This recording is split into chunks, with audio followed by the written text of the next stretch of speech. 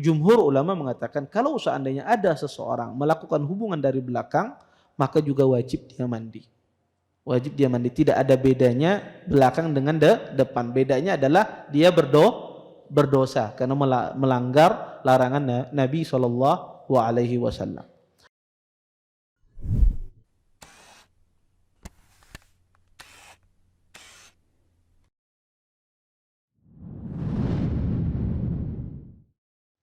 Assalamualaikum warahmatullahi wabarakatuh. Innal hamdalillah nahmaduhu wa nasta'inuhu wa nastaghfiruh wa na'udzu billahi min shururi anfusina wa min sayyiati a'malina. May yahdihillahu fala mudilla lahu wa may yudlil fala hadiya lahu. Asyhadu an la ilaha illallah wahdahu la syarika lahu wa asyhadu anna Muhammadan abduhu wa rasuluh. فإن أصدق الحديث كتاب الله وخير الهدي هدي محمد صلى الله عليه وسلم وشر الأمور محدثاتها وكل محدثة في الدين بدعة وكل بدعة ضلالة وكل ضلالة في النار. أما بعد. Bapak-bapak, ibu-ibu, ikhwan dan akhwat yang senantiasa dimuliakan oleh Allah Subhanahu wa taala. Alhamdulillah, segala puji bagi Allah Subhanahu wa taala dengan limpahan nikmat yang begitu besar, di antaranya nikmat iman, nikmat Islam, nikmat kita bermajlis di majlis ilmu sebagaimana sabda Nabi sallallahu alaihi wasallam, "Wa majtama qaumun fi baitin min buyutillah yatluna kitaballah wa yatadarasuna bainahum illa nazalat alaihimus sakinah wa ghashiyatuhumur rahmah wahfathumul malaikah wa dzakarumullah fi man indah." Kata Nabi SAW, tidaklah suatu kaum berkumpul di salah satu rumah dari rumahnya Allah Subhanahu wa taala kecuali dan mereka membaca ayat-ayat Allah dan saling mengajarkan sesama mereka, kecuali Allah Subhanahu wa taala turunkan pada hati mereka ketenangan dan mereka diliputi rahmat oleh Allah Subhanahu wa taala dan mereka dikelilingi oleh para malaikat dan Allah sebut-sebut mereka di hadapan makhluk yang di sisinya. Dan ini merupakan nikmat yang luar biasa, nikmat seseorang dimudahkan bermujalasah di dalam majelis ilmu. Mudah-mudahan apa yang kita cari, apa yang kita tuntut pada malam hari ini mendatangkan berkah di sisi Allah Subhanahu wa taala dan kita dapat mengambil manfaat dari apa yang akan disampaikan nantinya. Bapak, Ibu, ikhwan dan akhwat yang dimuliakan oleh Allah Subhanahu wa taala, kita lanjutkan kajian kita tentang syarah kitab Al-Muwatta lil Imam Malik. Kita masih membahas seputar mandi junub. Berkata Imam Malik, an Ibnu Syihab, an Urwah Ibnu Zubair, an Aisyah radhiyallahu taala anha, anna an-nabiyya sallallahu alaihi wasallam kana yaghtasilu min ina'in wal faraqu min al-janabah. Dari Ibnu Syihab yaitu Zuhri, dari Urwah Ibnu Zubair, dari Aisyah radhiyallahu taala anha, sesungguhnya Nabi sallallahu alaihi wasallam beliau mandi dari bejana, ya, yang mana bejana tersebut ya bisa menampung air kurang lebih sekitar 3 sa' atau 2 sa' dari mandi junub. Bapak, Ibu, ikhwan dan akhwat yang dimuliakan oleh Allah Subhanahu wa taala, hadis Aisyah ini menjelaskan kepada kita tentang sunnahnya Nabi sallallahu alaihi wasallam ketika mandi junub. Nabi sallallahu alaihi wasallam ketika mandi junub sunnahnya adalah seseorang tidak menggunakan air berlebih-lebihan. Di sini Aisyah radhiyallahu taala anha menjelaskan bagaimana penggunaan Nabi SAW air di dalam mandi junub. Di sini kata Aisyah, Nabi SAW mandi junub dengan satu bejana, yang mana bejana tersebut ukurannya huwal faraku. Al-faraku itu adalah ukuran 3 sok atau 2 sok. Kalau kita katakan 3 sok, 1 sok itu sama dengan 4 mud. Ya, 1 sok itu sama dengan 4 mud. 1 mud itu 1 tangan kayak gini. Ya, 4 kali itu 1 sok. Ya, maka kalau 3 sok kurang lebih 12 kali ya tangan semacam ini. Maka inilah mandi junubnya Nabi sallallahu alaihi wasallam. Kata Aisyah beliau menggunakan 3 sok. Sebagian ulama menafsirkan makna al-farqu di sini adalah 2 sok, so'ain. Ya, 2 sok berarti 8 kali semacam ini. Yang terpenting di sini bukan ukuran berapa soknya, tetapi yang terpenting di dalam hadis ini bahwasanya sunnahnya seseorang mandi junub itu tidak berlebih-lebihan. Tidak berlebih-lebihan menggunakan air. Bukan ukuran sunnah di sini adalah 2 sok atau 3 sok mandi junub, tidak. Tetapi ukuran yang sunnah yang dimaksudkan, yang diinginkan di dalam hadis ini adalah bahwasanya seseorang mandi junub gunakanlah air secukupnya dan tidak berlebihan. Kalau seandainya di antara kita mandi junub misalnya dia membutuhkan ya 5 sok misalnya, ya tidak ada masalah. Bukan dia menyelisih sunnah. Atau misalnya dia mandi junub butuh 1 ember penuh misalnya. Maka tidak ada masalah. Kalau itu yang dibutuhkan. Selama dia tidak berlebih-lebihan. Yang dimakruhkan, yang dibenci adalah seseorang berlebih-lebihan menggunakan air. Ya. Nah, sebagian orang kadang-kadang subhanallah ya, apalagi orang yang tertimpa penyakit was-was ya, kadang-kadang itu luar biasa menggunakan air. Ya, 1 ember dipakai kada cukup, kadang-kadang lebih 1 jam berada di dalam kamar mandi ya menggunakan air. Ya, dia merasa ada saja yang tidak kena. Maka ini yang tercela ya. Sampai-sampai di antara mereka itu subhanallah sampai tidak puas ya mandi di kamar mandi, mereka pun berenang ya di sungai ya. Makanya pernah suatu hari ada seorang atba'ut tabi'in ditanya, wahai imam, saya lupa nama orangnya, ditanya tentang masalah orang ini was-was. Kata dia, wahai imam, saya ini bercebur ya di danau, kata dia, bercebur di danau. Kemudian saya merasa kayaknya masih tidak kena ya bagian dari tubuh saya. Gimana, apakah sah mandi junub saya atau tidak? Kemudian dijawab oleh beliau, sesungguhnya engkau tidak wajib mandi junub. Kata beliau, engkau tidak wajib mandi junub. Loh, kenapa? Saya ini junub. Kata beliau, kewajiban mandi junub gugur bagi engkau. Kaget orang ini. Kenapa imam? Apa dalilnya mandi junub gugur bagi saya? Sesungguhnya saya pernah mendengar Nabi SAW bersabda, kata beliau, rufi al-qalam an salasa, pena itu diangkat dari 3 hal. Di antaranya anil majnun ya, dari orang gila sampai dia sadar. Saya tidak melihat engkau kecuali masuk dalam kategori ini, kata beliau. Iya. Ya karena itu was-was tinggi. Dia sudah berendam di air, dia merasa tidak kena. Ya, tidak kena. Ya. Sehingga ya ini yang menjadikan kadang-kadang sebagian orang itu subhanallah bermula dari berwudu, ya, bermula dari mandi semacam ini merembet kepada permasalahan akidah, ya. Maka di dalam hadis Aisyah ini adalah sunnahnya seseorang itu mandi sesuai dengan keperluannya. Maka setiap orang itu berbeda-beda. Ada orang yang membutuhkan ya mungkin setengah ember dia mandi, ada yang membutuhkan mungkin 1/4, ada yang membutuhkan mungkin 1 ember. Maka setiap orang berbeda-beda. Tentu orang yang badannya besar, lamak, banyak bulunya berbeda dengan badannya kurus, kecil, tidak ada bulunya. Ya, karena orang banyak bulu pasti dia membutuhkan banyak air. Orang badannya besar, gemuk, membutuhkan banyak air sehingga tidak bisa disamakan antara yang satu dengan yang lainnya. Makanya yang jadi ukuran kata para ulama adalah tidak berlebih-lebihan menggunakan air.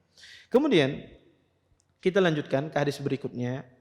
An-Nafi' an Abdullah bin Umar kana idza ightasala min al-janabah bada'a fa abragha ala yadihi al-yumna fa ghasalaha thumma ghasala farjahu thumma matmada wastanthara wa ghasala wajhahu wa nadaha fi 'ainayhi al-ma' thumma ghasala yadahu al-yumna thumma ghasala yadahu al-yusra thumma ghasala ra'sahu thumma ightasal wa afada 'alaihi al-ma'.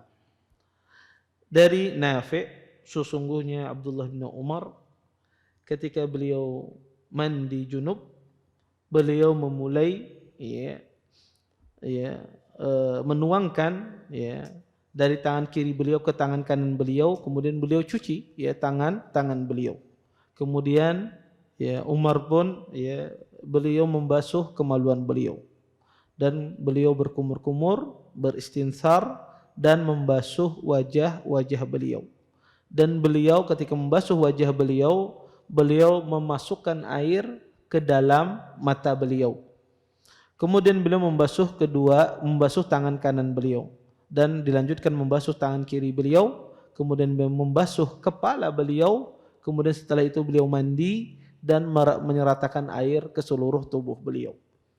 Bapak Ibu, ikhwan dan akhwat yang dimuliakan oleh Allah Subhanahu wa taala, asar ini, riwayat ini adalah riwayat yang sahih karena dari jalur Malik, Nafi dan Ibnu Umar. Ini yang disebut dengan ashahul asanid, sanad yang paling sahih. Itu kalau datang dari riwayat Malik, Nafi dan Ibnu Umar. Maka di sini Nafi menceritakan bagaimana Abdullah bin Umar mandi junub.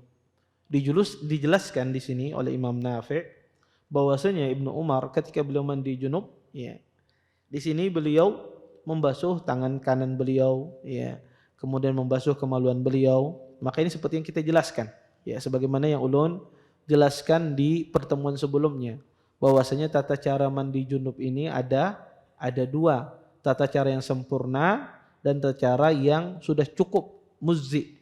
Artinya kalau sudah dilakukan sudah cukup. Yang muzzi itu ulun semalam cukup dua hal saja, berniat kemudian air merata ke seluruh tubuh. Adapun tata cara yang sesuai dengan sunnah kita jelaskan kemarin. Siapa yang masih ingat? Tata cara yang sesuai dengan sunnah. Nah, kada ada yang ingatnya kah? Kada ada yang mandi junub minggu semalam? Taya, fadhal. Nggih, berniat terus nggih.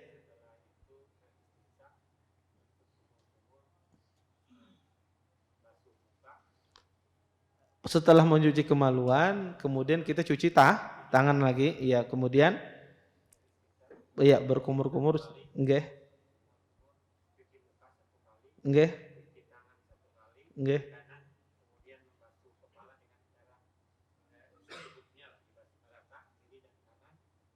Mengambil air dulu satu, kemudian dikucek. Kemudian mengambil air bagian kanan, kiri, kemudian mengambil air bagian tengah terus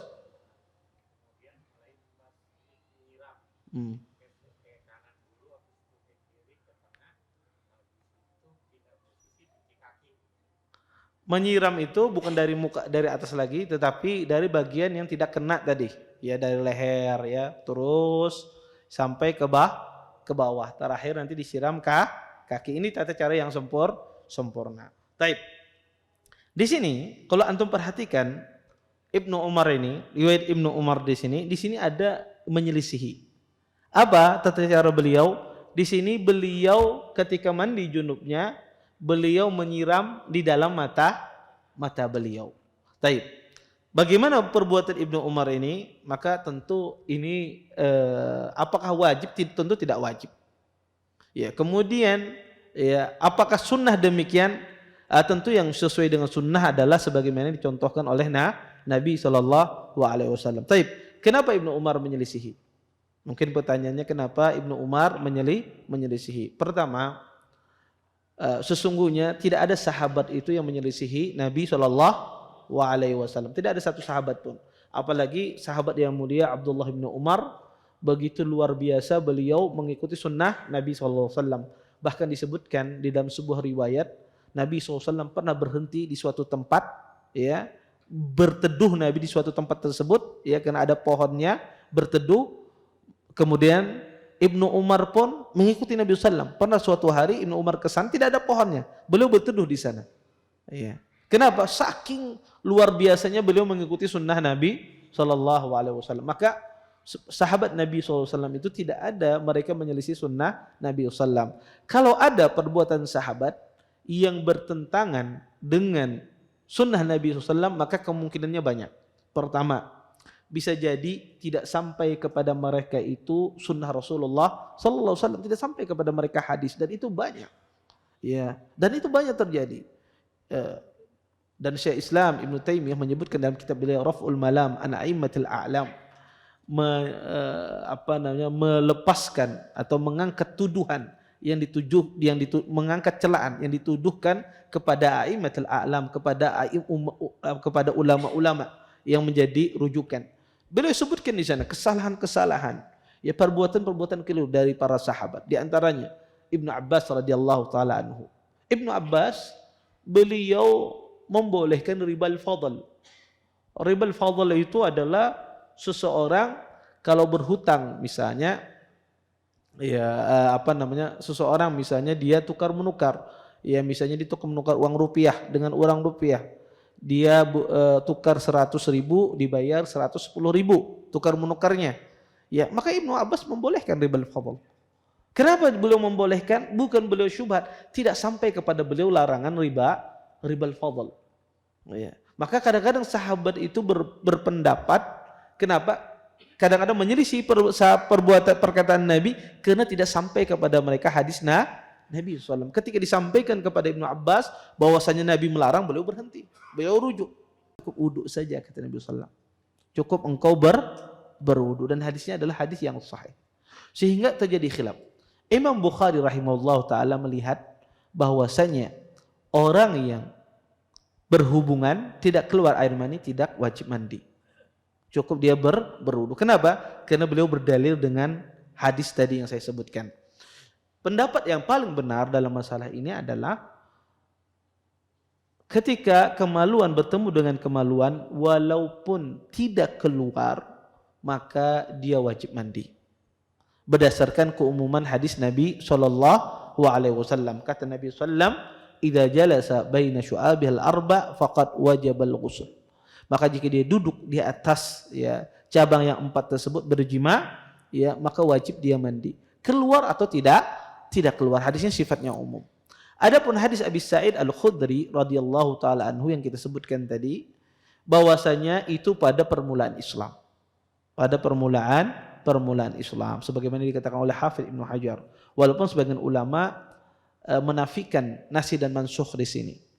Sebagian ahli ilmu mengatakan bahwasanya ini permulaan Islam, maka orang kalau tidak keluar tidak wajib mandi. Kemudian terhapus hukumnya dengan hadis Aisyah radhiyallahu taala anha.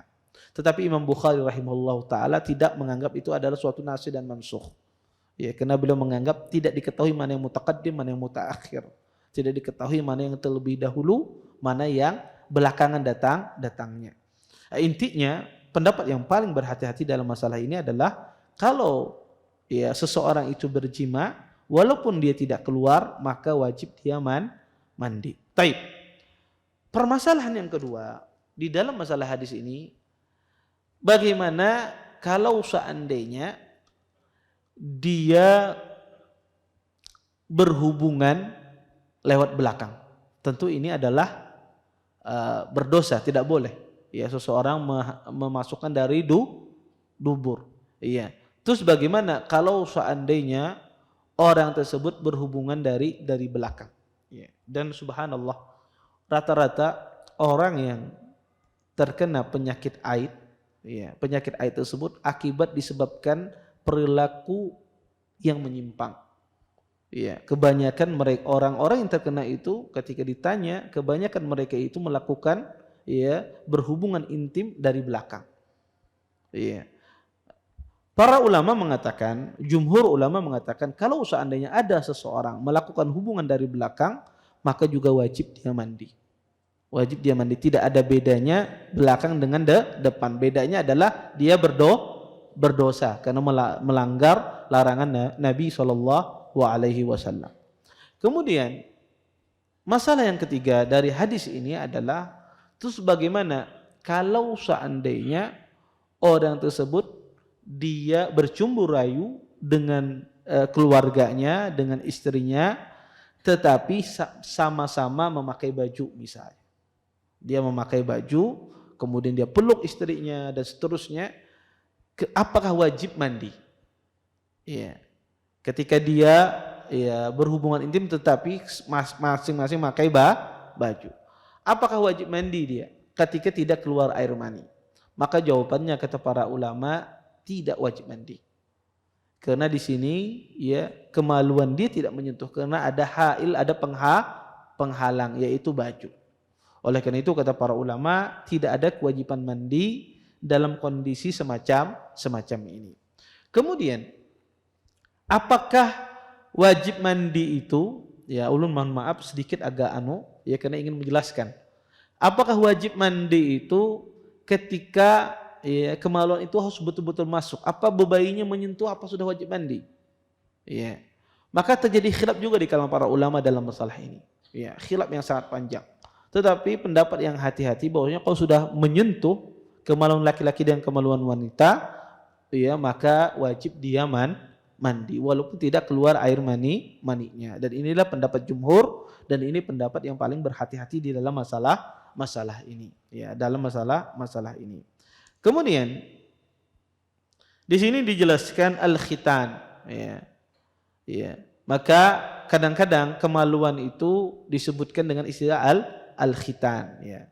Dan di sini kata para ulama ya bisa dipahami, diambil sebuah faedah bahwasanya disunnahkan ya berkhitan seorang laki-laki dan seorang wanita. Terjadi khilaf di kalangan para ulama tentang masalah hukum khitan ini. Ya khususnya bagi kaum wanita. Ya, terjadi khilaf di kalangan para ulama. Tetapi yang rajih khitan ini bagi wanita hukumnya sunnah. Ya. Karena kata Nabi SAW makramatun lin nisa. Khitan itu adalah makramatun lin nisa, kemuliaan bagi seorang wanita. Kata makramah biasanya digunakan di dalam ilmu usul fiqh menunjukkan bahwasanya itu hukumnya adalah sunnah, bukan sesuatu perkara yang wajib, bukan perkara yang wajib. Oleh karenanya khitan itu bagi wanita ya hukumnya sunnah.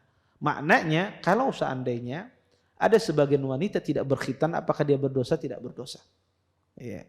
Walaupun ada sebagian ulama berpendapat khitan bagi wanita ini hukumnya wajib. Ya, tetapi yang rajih berdasarkan dalil, walaupun hadis yang saya sebutkan tadi itu terdapat kelemahan di dalam sanadnya, tetapi hadis itu memiliki jalur yang sangat banyak sehingga sebagian ulama menghasankan hadis tersebut. Ya, maka kata para ulama khitan bagi wanita itu sunnah. Kemudian adapun bagi laki-laki maka hukumnya wajib berdasarkan pendapat yang rajih di kalangan para ulama.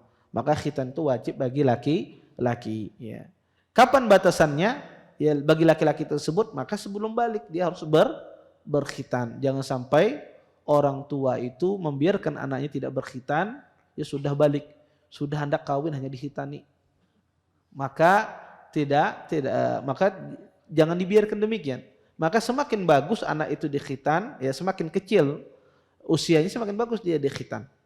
Kemudian terjadi juga kesalahan sebagian orang menghitan anak itu bukan kesalahan, tetapi kekeliruan sebagian orang menghitan anak itu ketika pada usia ke-7 hari ketika kelahirannya. Emang ada hadisnya Nabi SAW mengatakan bahwasanya anak itu ya ketika di usia 7 hari dari kelahirannya diakikahi, kemudian diberikan nama, dicukur rambutnya dan dikhitan. Tambahan dikhitan ini di dalam hadis ini tidak sahih. Tambahannya tidak sahih. Ya, maka anak itu tidak mesti dikhitan. Ya. Tetapi boleh enggak Ustaz dikhitan 7 hari? Boleh. Tetapi dia bukan sesuatu sunnah. Berbeda dengan memberikan nama, berbeda dengan mencukur, ya. Berbeda dengan menyembelih hewan di hari ke-7 itu sesuatu yang sunnah. Tapi kalau mengkhitan itu sendiri itu tidak disunnahkan, tidak ada dalilnya. Artinya dia sifatnya mubah. Dan ya anak tersebut ya dilihat kondisinya kata para ulama. Kalau seandainya dia itu cocok untuk dikhitan ya dikhitan. Tapi kalau seandainya kondisinya tidak cocok untuk tidak cocok untuk dihitan, maka jangan dihitan, tunggu sampai dia kondisinya sudah pas untuk dihitan. Karena tidak semua anak yang lahir itu usia 1 bulan, 2 bulan bisa dihitan. Ada sebagian anak mungkin kemaluannya kecil, ya, ukurannya kecil, tidak bisa dia dihitan dalam waktu 1 bulan, 2 bulan, butuh misalnya 3 tahun, 4 tahun baru dia dihitan.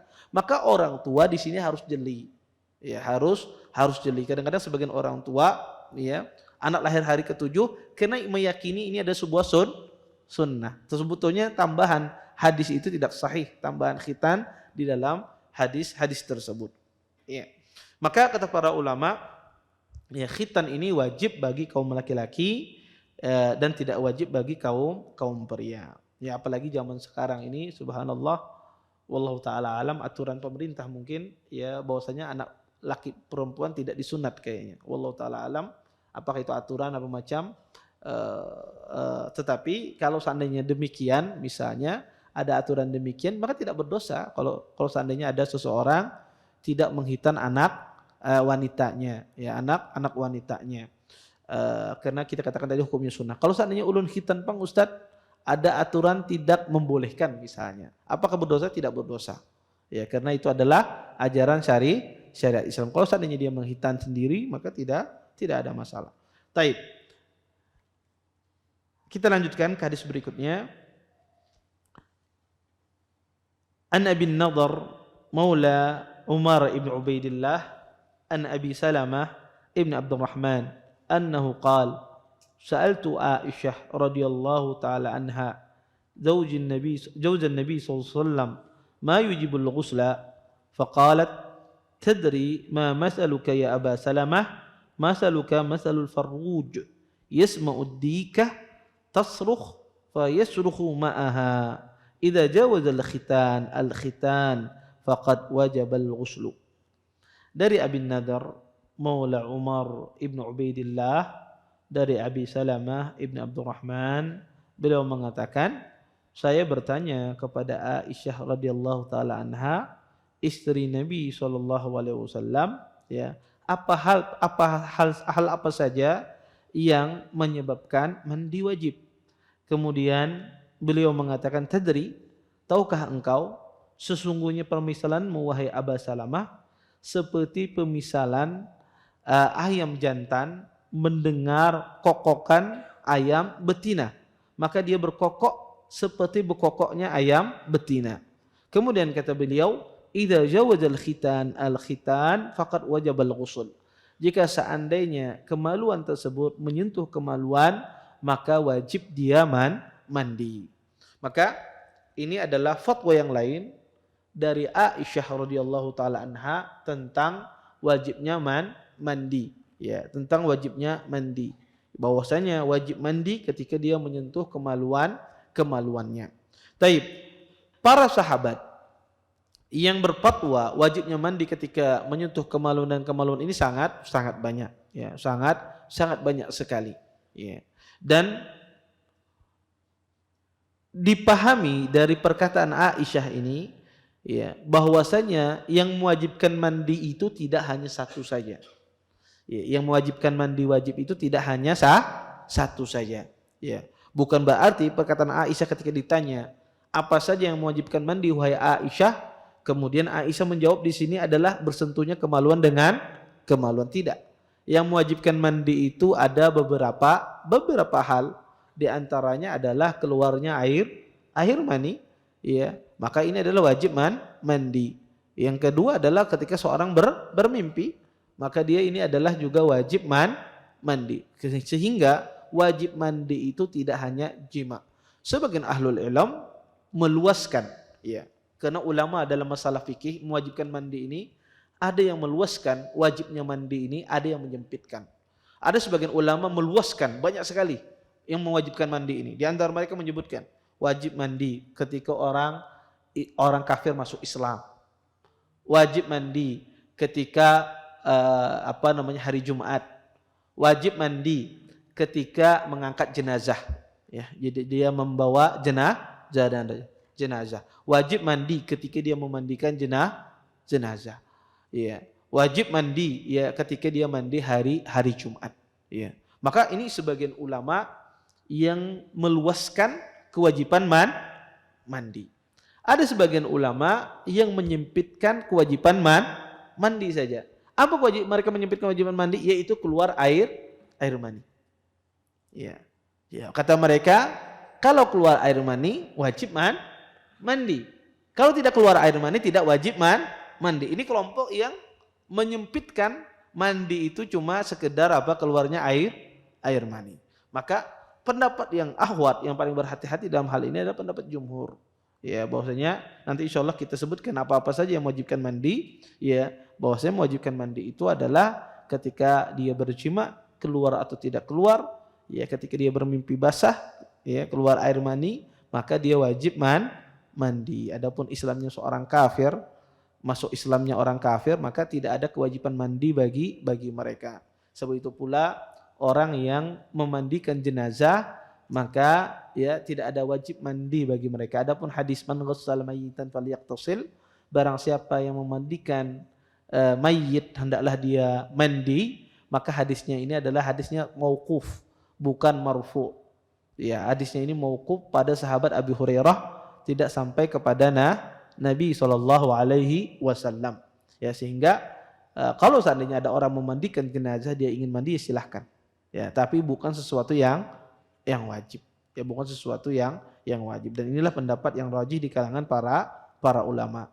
Maka perkataan Aisyah ma yujibul ghusl, apa yang mewajibkan mandi? Mewajibkan mandi itu tidak dipahami dari hadis ini cuma satu saja. Ya, tetapi mewajibkan mandi itu ada beberapa hal sebagaimana kita jelaskan tadi. Ya. Kemudian di sini Aisyah radhiyallahu taala anha, ya, faedah yang bisa kita ambil dalam masalah ini adalah Aisyah radhiyallahu taala anha ditanya tentang masalah mewajibkan mandi. Tetapi beliau subhanallah, ya, beliau jelaskan. Ya, beliau jelaskan tanpa malu-malu. Ya, bahwasanya mewajibkan mandi itu adalah ketika bersentuhan kemaluan dengan kemaluan. Maka di dalam masalah ilmu tidak boleh seseorang itu malu dia bertanya. Ya. Dan itu para sahabat Nabi SAW. Ya. Para sahabat Nabi SAW mereka tidak malu bertanya. Tetapi ada sebagian sahabat itu kadang-kadang subhanallah mereka itu segan dengan Nabi bertanya karena adanya haibah, ya, wibawa Nabi yang begitu besar. Sehingga sebagian sahabat itu segan bertanya. Bagaimana caranya sahabat ingin bertanya tentang masalah pribadi mereka? Mereka kadang-kadang mengutus orang lain untuk bertanya. Kadang-kadang mereka upah orang Arab Badui. Tanya Nabi SAW. Ya, diubah karena orang Arab Badui itu dia memiliki sifat karena dia tidak bercampur dengan orang, jadi dia biasa aja, santai aja. Gitu. Berbeda dengan orang yang sering mukhalat atau sering bercampur dengan manusia. Ini tahu nih. Orang ini luar biasa ya, kalau kita berbicara sama beliau segan. Jadi kita agak berhati-hati. Tapi orang kalau nggak pernah bertemu dengan orang satu kali, maka dia biasa aja. Iya. Iya. Walaupun ini adalah bosnya Banjar misalnya. Iya. Biasa aja, dia pikir orang biasa, seperti jamaah biasa. Tapi kalau orang tahu dia pasti akan segan. Iya. Maka sebagian sahabat itu mengutus Arab Badui bertanya tentang masalah agama mereka. Sehingga ya orang yang mau menuntut ilmu itu nggak boleh dia itu malu. Ya, karena yang menghalangi orang menuntut ilmu itu dua hal penyakitnya, al-kibr dan haya. Ya, sombong dan malu. Maka kalau dua ini, ya, salah satu ada pada orang menuntut ilmu, sombong dan malu, salah satunya, maka dia akan terhalang dari ilmu yang banyak. Kalau orang yang sombong itu terhalang, dia akan mendapatkan ilmu. Karena ketika dia merasa dia mengetahui segala sesuatu, maka dia tidak mau mencari lagi. Ya. Dan Allah tidak membukakan pada dia pintu-pintu ya ijtihad. Dan subhanallah, orang yang belajar ilmu agama ini tidak hanya dituntut dia itu cerdas, ya. Tidak hanya cerdas, ya, tetapi juga dituntut dengan kesucian, ya, suci jiwa, tawadu. Ya, semakin orang itu tawadu, semakin dia dibukakan oleh Allah Subhanahu wa taala pintu ijtihad yang tidak Allah bukakan kepada orang orang lain. Karena banyak orang menuntut ilmu agama ini, ya kadang-kadang dia sombong terhadap apa yang dia cari. Baru ngaji, ya setahun, 2 tahun, ya sudah peragaknya sudah paling alim sudah. Semua pertanyaan dijawab, ya. Walaupun pertanyaan itu mungkin tidak bisa menjawabnya kecuali ya ulama-ulama kibar. Kadang-kadang dia bisa menjawab. Subhanallah ya. Pernah ya kita ini dites ya. Saya pernah dites ya di waktu di kuliah di Universitas Islam Madinah ketika kuliah ya di S1 dan tahun pertama. Ya syekhnya ini ngajar tauhid saat itu. Ketika itu kita dites bahwasanya sebuah pertanyaan tentang masalah apa hukumnya sembelihan orang Nasrani, ya sembelihan orang Nasrani dia menyebut nama Al-Masih, ya menyebut nama Al-Masih. Ya. Pernah beliau menanyakan demikian ke kita. Ya semuanya jawab tidak boleh, Syekh. Ya karena wala ta'kulu mimma lam yadhkur ismallahi alaihi. Janganlah engkau makan kata Allah ya terhadap sesuatu yang tidak disebut nama Allah Subhanahu wa taala. Kata beliau, pertanyaan ini pernah ditanyakan kepada Syekh bin Baz pertama-tama dan Syekh bin Baz mengatakan sebentar saya mau murojaah dulu kata beliau. Ya subhanallah ya kadang-kadang ulama itu luar biasa. Ya kadang-kadang mereka hati-hati. Ya karena ada mungkin sesuatu syubhat di benak mereka bahwasanya adalah orang ahlul kitab, sembelihan ahlul kitab adalah halal. Dari satu sisi dia bukan menyebut nama Allah Subhanahu wa taala. Kadang-kadang ulama itu sangat hati-hati mereka. Ya, bukan orang berhati-hati itu dia tidak tahu ya. Bahkan dia adalah itu menunjukkan kematangan ilmunya. Maka orang kalau dia tidak berhati-hati dalam segala hal, maka itu menunjukkan bahwasanya dia tidak matang dalam ilmunya. Ya. Bukan berarti orang mengatakan oh sebentar wallahu taala alam, bukan dia tidak tahu jawabannya. Banyak masyayikh itu, syekh-syekh itu ketika dia menjawab wallahu a'lam bukan dia tidak tahu jawabannya, tetapi dia tahu. Dia tahu tetapi mereka berhati-hati di dalam masalah. Ya. Maka ya sifat wara, sifat tawadu itu penting di dalam menuntut ilmu. Makanya pernah disebutkan cerita Ibnu Rajab. Ibnu Rajab Al-Hambali, Ibnu Rajab ini luar biasa beliau.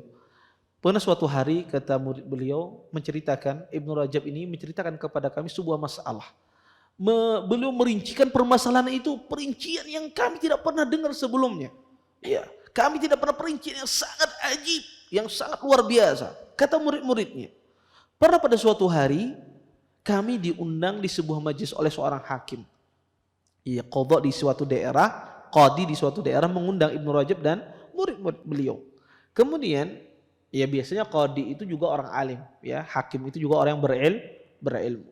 Kemudian ketika diundang makan, selesai makan, apa macam qadi ini berbicara sebuah masalah yang dibicarakan oleh Ibnu Rajab dengan murid beliau.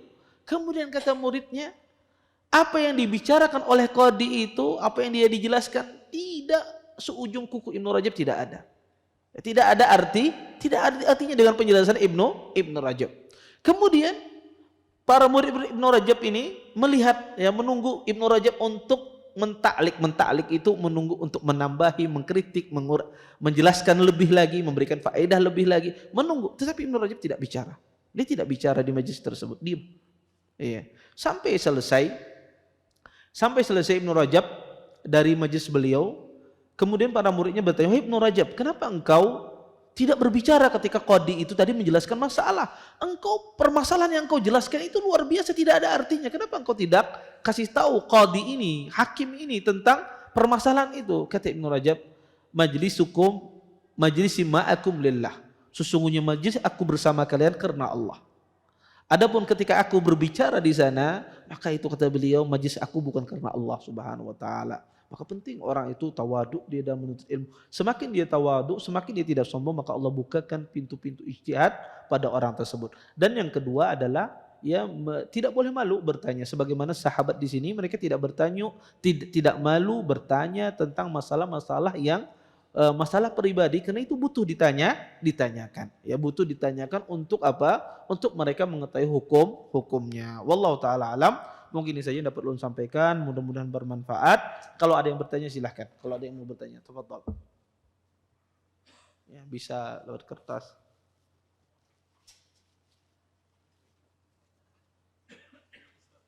Fadhal, silakan. Iya, akhirnya Syekh bin Bas menjawab tidak boleh. Ya, tidak boleh ya. Tidak boleh seseorang memakan sesuatu yang di situ disebut bukan nama Allah. Adapun sembelihan orang-orang Nasrani, ya kalau dia menyembelih dengan nama Allah Subhanahu wa taala halal kita makan. Tapi ketika dia menyebut, kita tahu dia menyebut bukan nama Allah, ya tidak boleh kita makan. Iya tidak boleh karena itu mensyukurukan Allah Subhanahu wa taala. Taib.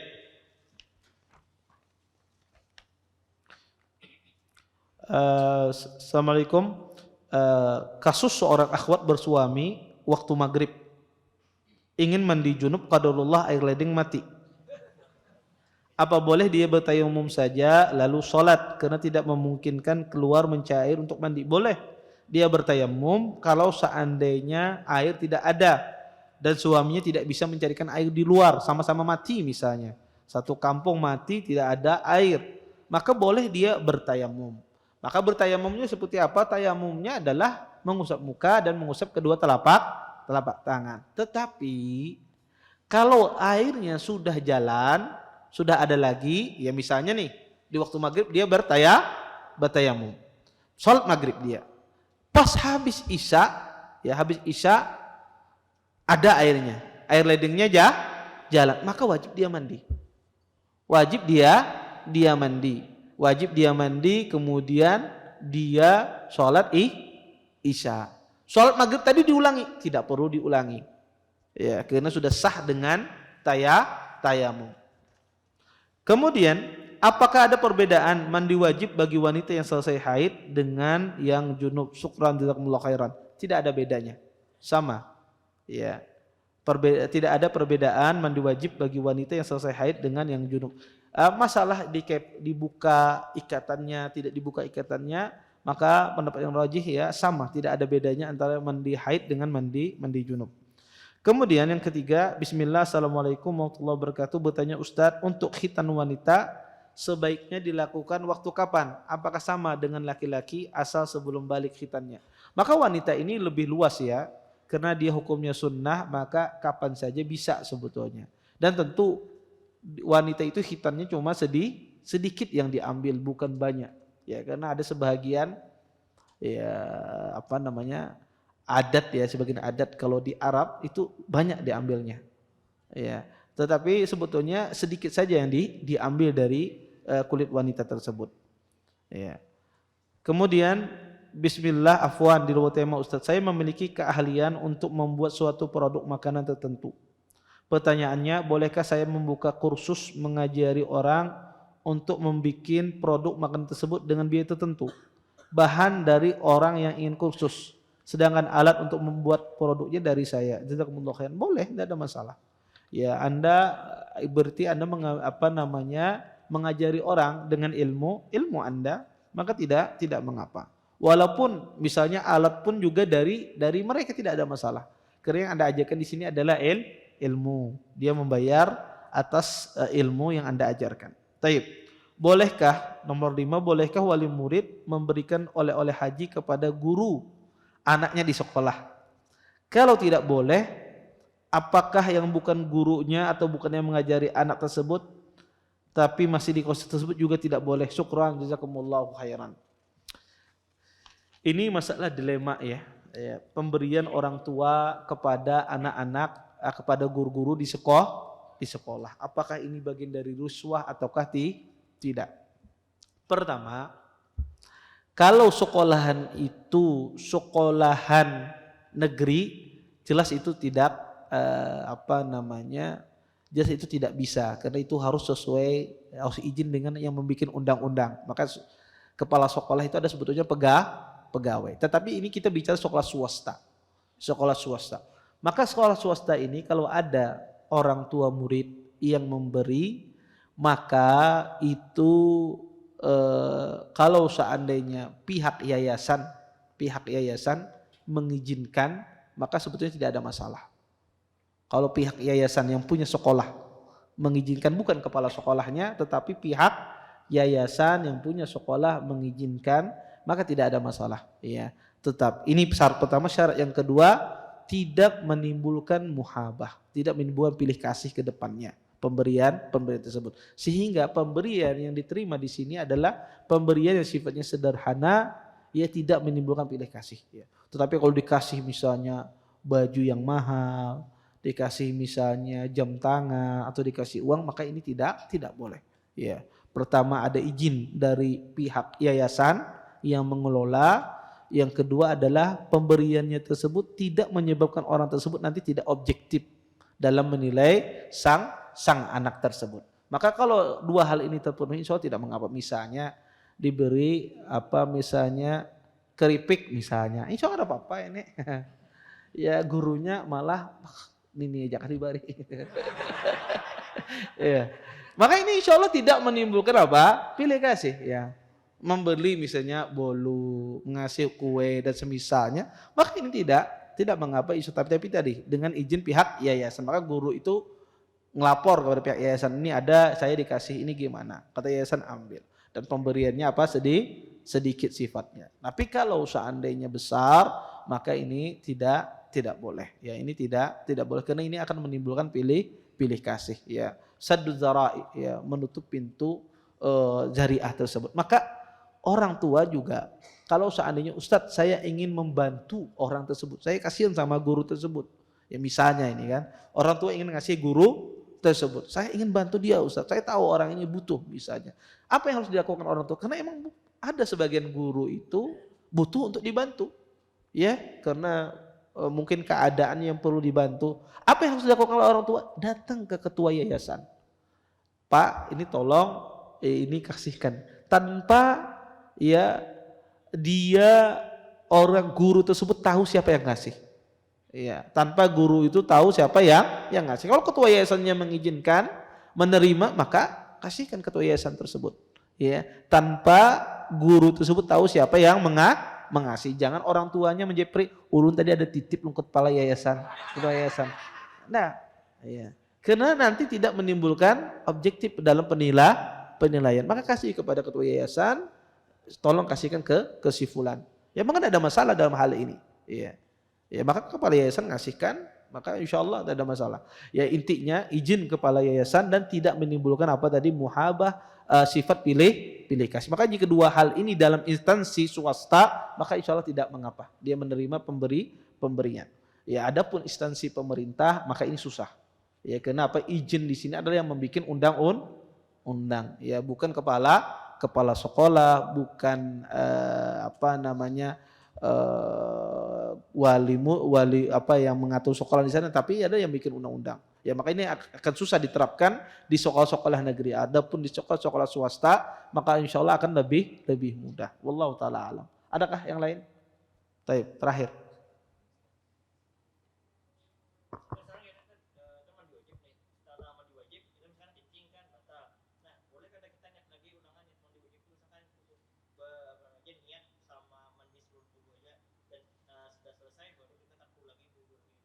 Gimana pertanyaannya, Dek? Iya. Iya. Iya. Boleh kadang kita niat ulang lagi mandi wajibnya dengan niatan kita tanpa harus dari awal lagi cuma kita langsung mandi aja dengan niat. Iya, iya. Beliau mengatakan beliau mandi wajib di pertama, kemudian batal di tengah-tengahnya itu karena kencing ya semisalnya. Kemudian mengulang lagi mandi wajibnya biar kada wudu lagi ya, biar kada wudu lagi. Saya tanya, boleh tidak langsung mandi buku boy? Boleh, tidak ada masalah. Karena mandi hadas kecil itu masuk dalam hadas besar. Maka kalau kita hadas besarnya kita hilangkan, otomatis hadas kecilnya juga ikut hilang. Wallahu taala alam. Baik, terakhir. Langsung apa? Nah, insya Allah minggu depan ada pembahasannya itu. Insya Allah ada pembahasannya bab khusus itu. Insya Allah nanti kita jawab. Iya. Baik, kita tutup dengan doa kafarat majelis. Subhanallah wa bihamdika, asyhadu an la ilaha illa anta, astaghfiruka wa atubu ilaik. Assalamualaikum warahmatullahi wabarakatuh. Terima kasih. Jazakumullah khairan wa barakallahu fikum. Video ini dibuat atas partisipasi dari donasi Anda. Semoga menjadi amal jariah bagi Anda semuanya.